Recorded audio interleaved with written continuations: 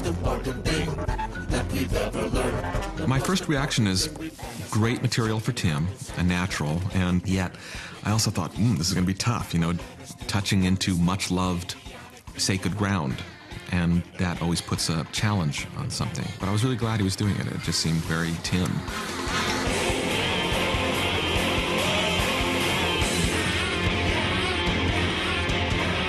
In the book, at the end of each child's demise, there's sort of like a Greek chorus kind of poem.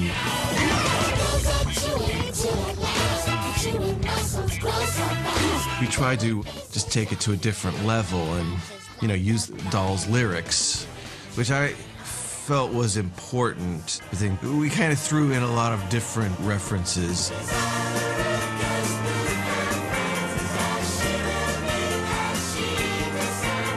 The challenge that Tim gave me was that each song should have a common Oompa Loompa quality to it and some rhythmic or melodic bass that would carry through, yet each one would be in a completely different format or style.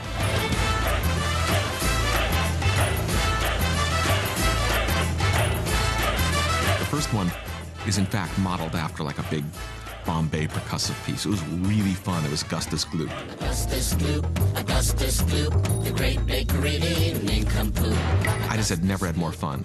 Writing the thing, producing the demo, doing all the vocals, like 50 vocals on it. And I send it out to Tim, not knowing what he's going to think. And he's going, yeah, okay, we're good, that's good. This is the first song in the movie. He wanted a quick number, quick dance routine, which Augustus Gloop is.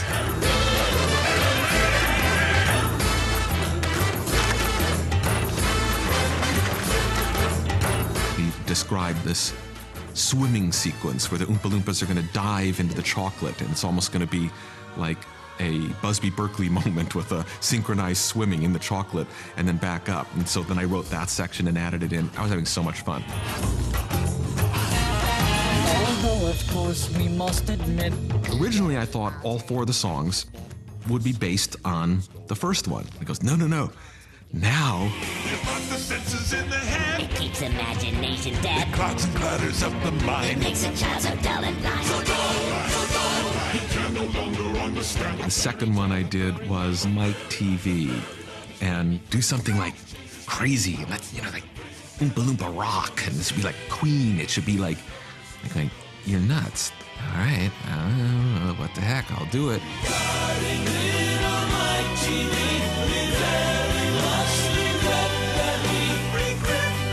In some ways that was the hardest, but that became the most rewarding, I think. Because it ended up, I think we worked out that Deep plays 29 characters.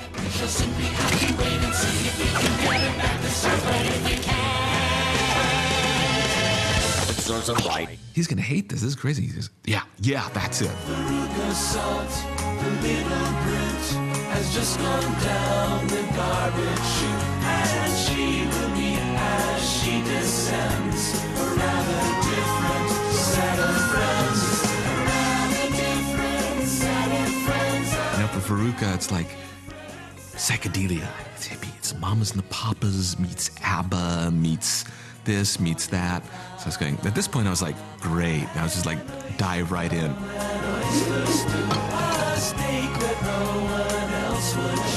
And there were sequences I was writing that my wife would come down, and there are some parts where I'd stop and I was laughing. I just couldn't keep doing it. And I'd have to calm down and do it again. And I go, check this little section out. Listen close, listen hard. Little violet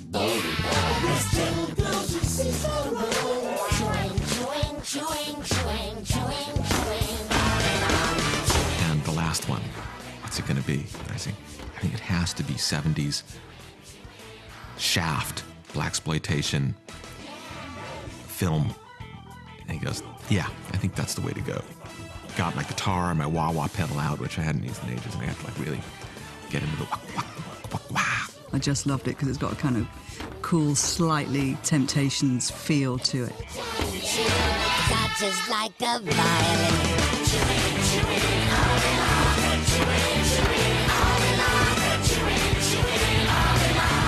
But then there was this common link between all the songs, which is that they're all sung by a big group. At first, I didn't think we can pull it off, because how do I give the style to this song, this feel? Yet, it's all Oompa Loompas singing in group.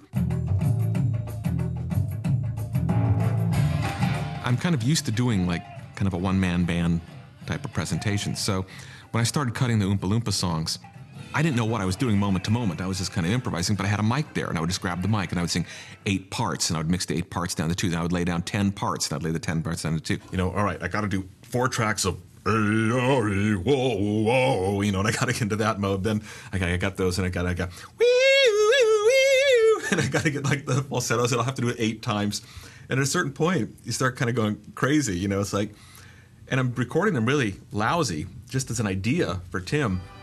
And of course, the next thing I know, the song's in production, and like everybody's hearing these vocals. I'm going, wait a minute, I just was doing this temporary just for you to hear. He goes, yeah, that's fine. And it's like, it's on the stage, and it's being played back, and dancers are like working out the choreography.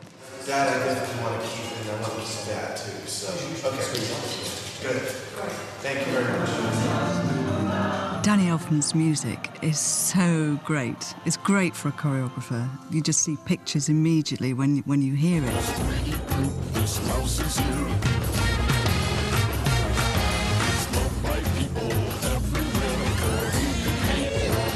I told Tim, I said, there's a certain point I felt like he was sending me off to like Jason and the Argonauts or something. It's like, and now you will go to the island of Crete and you will find the fleece that no one has been able to get in the cave of the Sibyls and bring it back to me. And I was like, but it can't be done.